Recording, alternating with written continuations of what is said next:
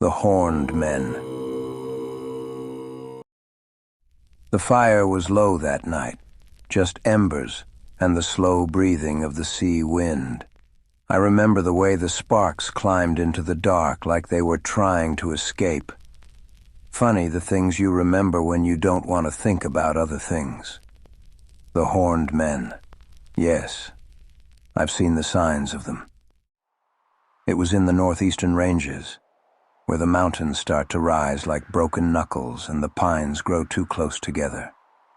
The ground there is black with old needles and rot, soft underfoot like it's waiting for you to sink. I marched through that country once, long before the Worm Company took its name seriously, long before I knew what I know now. We found what was left of a caravan along a deer trail, wagons splintered, canvas torn, wheels cracked clean through.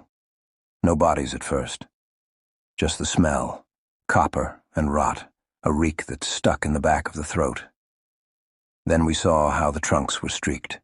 Palm-width smears, dark and old. Something dragged upward, something carried. There were bones eventually, arranged, placed, not tossed, laid in circles, crossed in pairs, stacked neatly as firewood. Whoever did it had patience.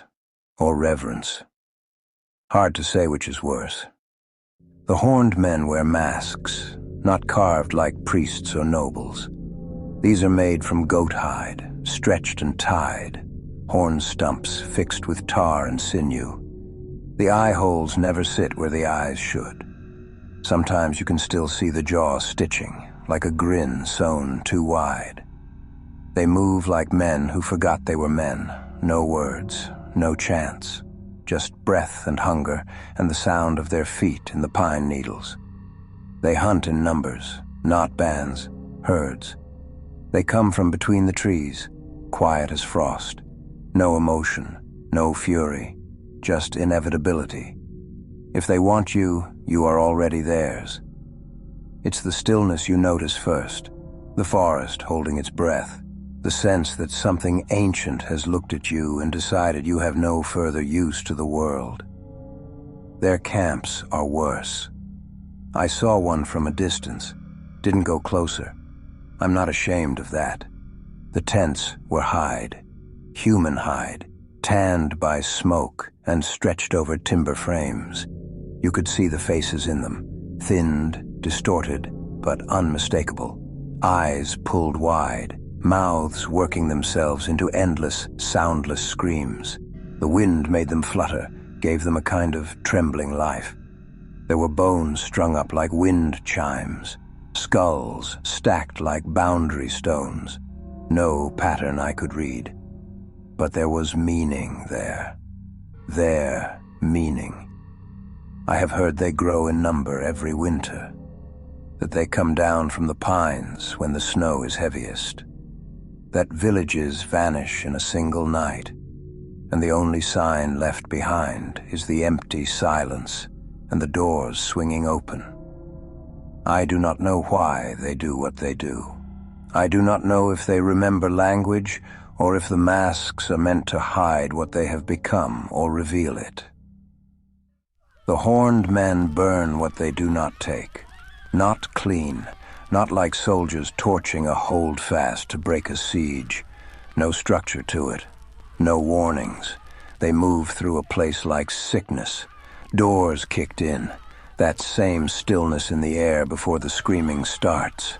They drag people into the dark, and those they leave behind are the unlucky ones. The houses go up after.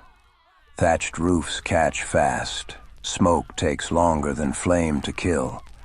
By the time anything resembling help comes, all that's left is ash and the rattle of heat-eaten beams folding in on themselves. There are stories, too many to ignore, of carts filled with the living. The Horned Men binding hands, stuffing bodies together like firewood, setting the cart alight and sending it rolling. Down hills, through fields, into the wooden walls of towns that thought themselves too large to fear the woods. Fire used not as a weapon, but as a message, a language of flame and panic meant for anyone watching. Some keeps have seen the glow from miles off, heard the shrieking. Could do nothing but bar the gates and pray the wind didn't carry sparks. Rumor says they keep dogs, not hunting hounds, not work beasts, things that were once dogs, things torn and stitched and beaten into something meaner than nature intended. Mangy ribs showing through the hide, eyes rolling white in their skulls, their mouths always wet, always frothing, held on ropes woven from gut, dragged along behind the horned men like shadows that never learned their place. When those creatures get the scent, there is no hiding, no silence enough to mask a heartbeat.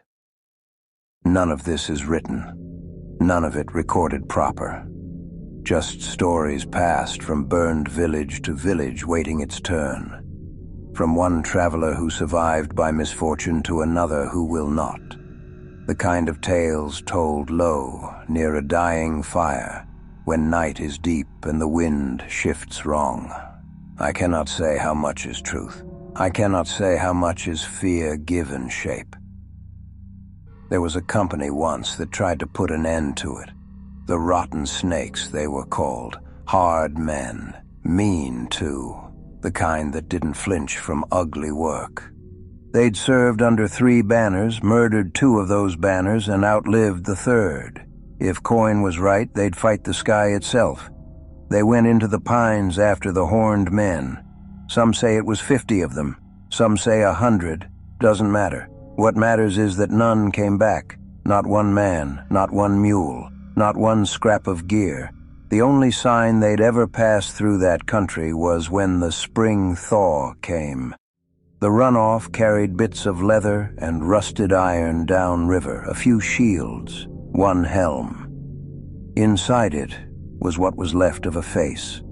The snakes had a reputation. If they were broken, it meant something in those woods was stronger than men who'd already given up their souls.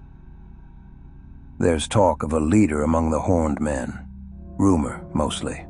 No name. Just a shape spoken of the way children speak of storms. A man, they say, but wrong in the way a shadow is wrong at dusk. Too long, too heavy.